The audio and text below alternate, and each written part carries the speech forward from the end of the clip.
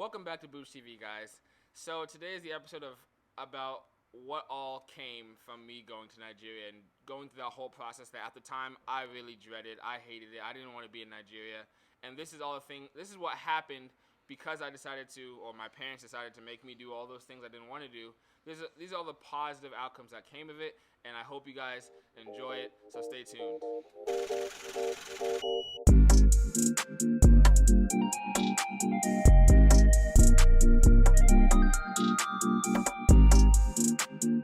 My mom and I finally head back home, and it was a long journey, man.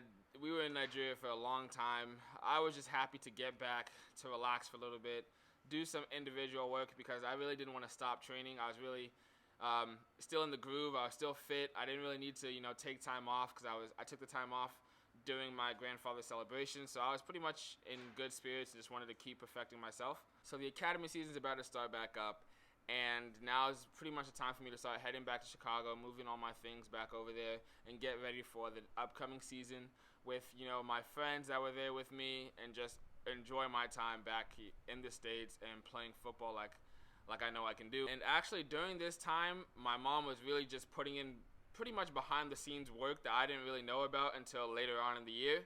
So my mom messaged her old university friend, Emeka, and she let him know that of my situation, of what all just happened to me and everything that happened. Obviously, her and I were still furious about it all. Nobody really knew what happened except my family. So I believe this might have been the first person she was sharing this story with that was outside the family. And she messaged him saying, "Can you help my son progress his career and just do anything possible that you can do to, help him." And luckily for me, Emeka heard what she had to say and actually reached out to the people who he knows in the football community. And actually, Emeka at the time, he was the manager of Supersport. And if for anybody who doesn't know what Supersport is the biggest sports company in all of Africa. So Emeka was the manager there, so he knew quite a bit of people in the football community, and he reached out to all of them.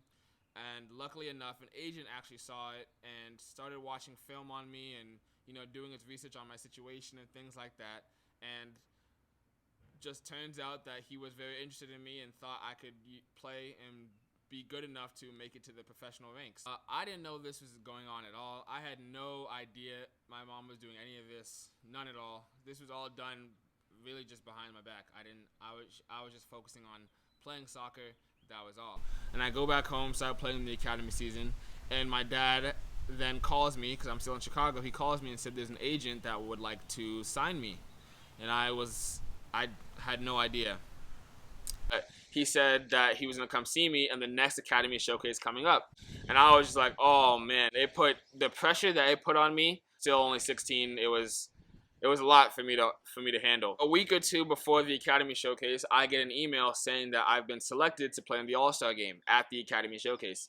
Now, all of you guys, I'm sure, know what an All-Star game is. This was just the best players throughout the whole Academy. I think the best 36 players, 18 per team. So the best 36 players out of the whole nation play in a game against each other. They put us into two teams, red and blue, and they'll play against each other. And that was going to be the agent's first time seeing me.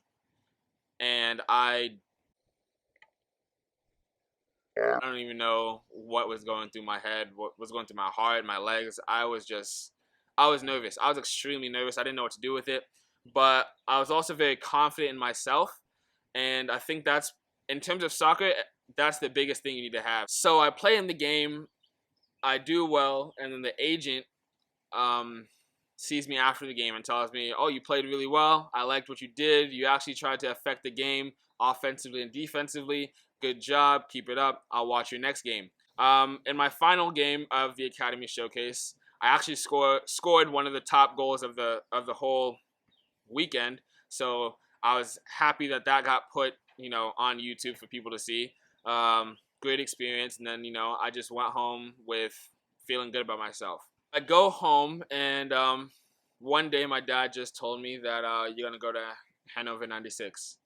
And I knew where Hannover was. They were in the Bundesliga. They've been in the Bundesliga forever, things like that. They were in Germany, all the way across the world. and I really just was in awe. I thought it was just talk. I didn't think it would actually happen. And then he showed me the paperwork, showed me what I needed to sign, etc. And I really just couldn't believe it. February comes and it's time to go on the trial. Um, I had no idea what a trial was like. This is my first. This is my first team tryout ever. I mean, I tried out for one team called ID2 when I was younger, but that was only Americans there. It wasn't signing a contract or anything. It was just you try out, you go overseas, you play a couple games, you come back. That was really it. So this was really the first team tryout that I had, and I was nervous, obviously, because in my head I'm like, man, these are the best of the best in the world. Like this is one of the top 5 leagues in the whole world. Like I don't know if I'm gonna be able to keep up. I'm just a kid who plays soccer like everybody else. I don't come from an elite academy like all these other kids. I played for academy for a year and a half, so I didn't really know if I could hang with them. So the first day of the trial, in Germany, they like to test you against the age groups above you. So I was actually training with players born in 1996 and players born in 1995. It was a tough experience. Nobody spoke English but one person on the team. And I think right before the training, my dad, prayed for me. We prayed on the phone. He told me how I needed to approach this session, that even though you don't speak the language, just keep making some noise to call for the ball. Express yourself how you would normally express yourself with your friends back in Orlando, and just play, have fun, and just do what you know how to do. So I took that into training, had fun. I played pretty well. I thought I only did all right. I didn't think I did anything special, but I guess the coach of the U19s there at the time felt that, for my age, that I was hanging with the guys above me. And the next morning comes, and they set up a scrimmage between the U17s, which was my age group, and the U19s, which is the 2 age groups above me. And that I was going to start in that scrimmage so they could, evaluate me. So during this game was tough. I had never been in an environment like this. This game was very, very difficult. I didn't really get the ball much. I got the ball, I think, 3 times the whole game. The game was 60 minutes, so I got the ball 3 times, and each of those 3 times, I dribbled somebody, the next person would come and foul me, and it happened all 3 times I got the ball. Didn't get the ball anything more than that. I called for it numerous amount of times. They just didn't want to pass it to me, and it was just a rough game. So after the game, there was one coach that happened to speak English, the assistant coach, and he said, I know you didn't get the ball much, but I liked that you were calling for it as much as possible. And even though they didn't give it to you, it was great that you kept, making a sound so that you could try to get the ball. And so that just showed you, like, no matter what the scenario is, don't hide. You can't hide from the ball. Don't hide from the play, even if you're not getting it. You got to keep trying to push yourself to make an impact, because coaches see that. Coaches like that. They know that if you can do that when nobody's giving you the ball, imagine what you could do when people actually give you the ball in the spaces that you call it in, and you could probably affect the game very well. So the next training comes in the morning, and I wake up pretty early just because I don't know when I'm gonna get a call to know where I have to be, etc. And I, God forbid, would want to be late to, like, I'm a trialist. I wouldn't want to be late somewhere. So I wake up pretty early, and I woke up at the hotel, and my agent called me and said, they want you to go to the stadium. You're going to train with the first team today. And my heart dropped.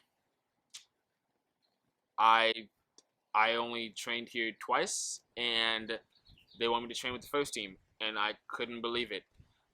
He said that today there's going to be a scrimmage, the first team against the U19/under-23s, and they want you to play in it.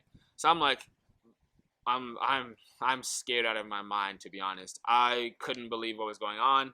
I was like, I have to play against the first team with the U19 and U23 players that probably don't even want me to sign, let alone play with them. Like, they probably think I'm already not good enough. So I was like, okay, let me go to the stadium. Let me pray with my dad, and then the coach calls me into his office to talk to me, ask me how I like things, how I'm doing, if I'm happy, things like that. And then he says, okay, now go to your locker. And I said, go to my locker, because I knew I was in the U19, U23 locker room earlier. That's where I was sitting, because I thought that's where I was supposed to be. And he says, no, you're going to play with us today. I said, what do you mean I'm going to play with you? What do you mean? In my head, I'm like, what am I going to do? Play with you guys? He's like, yes, your locker's over there next to whoever was sitting there. And I was like, oh, so they want me to play with the first team. And I was like, oh gosh. I figured I'd play terrible and the first team players would just be frustrated with me because I'm young, I'm making all these mistakes, I'm losing the ball, etc., etc. So the game's about to start. This is during warm up. We're just doing little passing with each other, things like that. And one of the guys that spoke English on the first team just said, just relax, play how you know how to play. Don't be intimidated because you're new here. You'll do fine. Just play safe. Play the first pass you see. Do what you know how to do, and you'll fit right in. So I was like, okay, cool. I'm gonna just do what he says, and I'm gonna be fine. So I played well.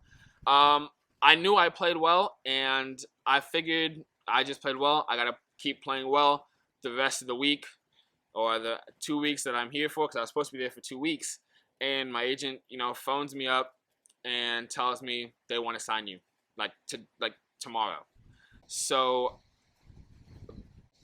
man, man, that feeling was crazy. So they want to sign me. I didn't even ask how much money it was. I didn't really care at the time. I just knew I wanted to, live here. He said, I mean, if you want, you can go trial somewhere else, but there's a chance that if you go on trial at somewhere else, that Hannover could find out and then, take away their contract offer. And I was like, you know what? Nope, I will sign here. I don't care if I've only been here for 4 days. I want to sign here now, make it happen. Do that, please. And I think at that moment, I realized I can actually be a professional soccer player. Like, my dream since I was 3 years old can actually happen. Go to the stadium the next day. I walk around. The sports director shows me the stadium, what it looks like, walks me around all the seats and things like that into his office. And then I finally put pen to paper. And I was speechless. I couldn't believe that this is what my life has come to, from going to the academy at like 15 and a half, and now I'm signing a contract a year and a half later at 17 years old. It was honestly probably one of the greatest feelings I ever had. And all the steps, like all the heartbreak from going to Nigeria for an extra 2 weeks and not even getting a look at because they said my bone scan failed, and then from my U.S. national team coach telling me that I wasn't good enough to play center midfield, to then going to a team in Germany and then signing obviously as a center midfielder, playing my best games with them as a center midfielder. And it just showed that, like, even if sometimes things don't go your way or people try to tell you maybe you can't do this, maybe you have to do something else because they don't feel like you're good enough, that you can always either prove them wrong or you can just, sulk and, prove them right. And there's 2 ways you can go about it. And my dad, honestly, my dad and my mom helped me go the other way. In my life, I would definitely say my dad is pretty much the soccer brain, and my mom is the number one support system. Like, my mom is definitely my biggest fan. No matter if I have a girlfriend, no matter my friends, my mom is a person who, no matter how things go, she always supports whatever I do, how I'm playing. She'll tell me if I played like trash, but typically she will always support me and let me know like she's here for me. So, I mean, I hope you guys enjoyed it. I hope you guys took away something as a player that you can, listen to and look back on and watch again and say, you know what, if he can do it this way, then I can too. Because the biggest thing as an athlete is when someone tells you no. I've had to work on things that people have told me I wasn't good enough. When I was 10, someone said I won't become pro because I can't shoot. You got coaches sometimes saying, oh, you're not good enough to play striker, move to the back, or here, play in the center, play on the right because you're fast and can dribble, and things like that. Like, people always tell you can or can't do something, and you just need to let that fuel you to, pursue and go harder than you even were before. So I hope you guys enjoyed.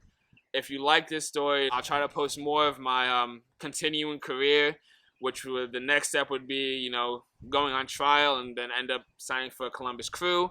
So hopefully you guys get something out of it. And if you enjoyed it, please comment what your career path is like, or what your high school path or soccer path or whatever sport you play, what your path was like. And yeah, you guys have a good day, and be easy.